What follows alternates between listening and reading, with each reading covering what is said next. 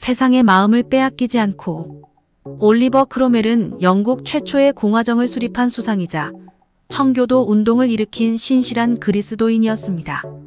진리를 수호하겠다라는 크로멜의 진실한 동기는 많은 사람들의 지지를 이끌어냈고 심지어 범죄자들도 자발적으로 회개하고 군인이 되기를 자처했습니다. 그러나 모든 전투를 승리로 이끌고 영국 전역을 다스릴 권력을 손에 넣었을 때 크로멜은 자리에서 물러났습니다. 모든 할 일을 마친 나는 이제 고향으로 돌아가겠습니다. 교회에서 사람들에게 말씀을 전하며 조용히 주님을 위해 하는 것이 앞으로의 나의 사명입니다. 크로멜의 이름을 따라 모인 측근들은 크게 놀라며 만류했습니다.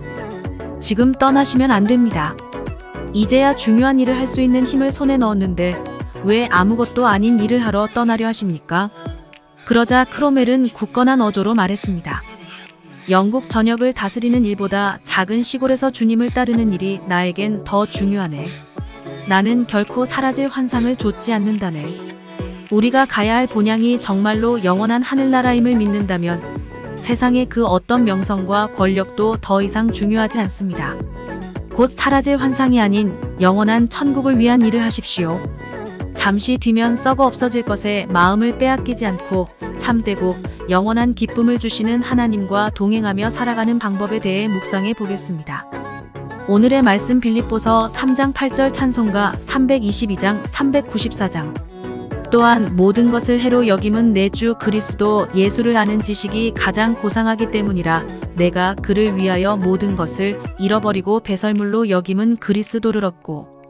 오늘날 많은 사람들이 여러 가지의 것들에 깊이 빠져 살아갑니다.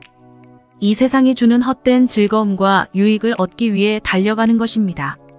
그들은 이 세상의 명예와 권력과 재물을 가장 중요한 것으로 여겨 가장 귀한 주님을 버리고 세상의 것만을 위해 살아갑니다.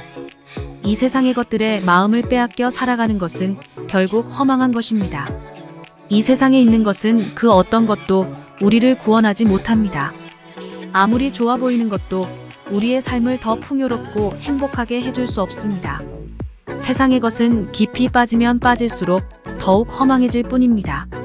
세상의 헛된 것은 우리를 영원한 생명에서 멀어지게 합니다. 이 세상의 것들에 마음을 빼앗긴 사람의 가장 큰 문제는 하나님과 관계없는 사람으로 살아간다는 것입니다.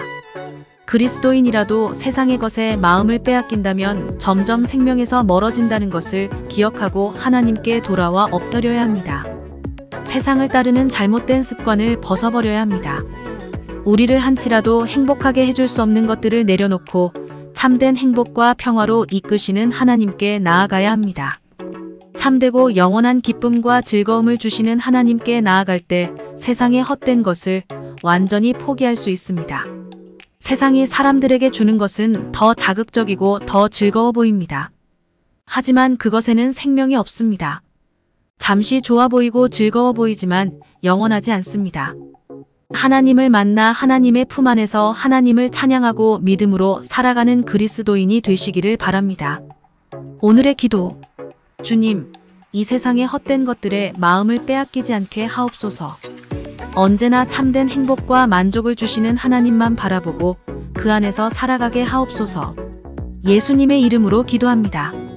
아멘.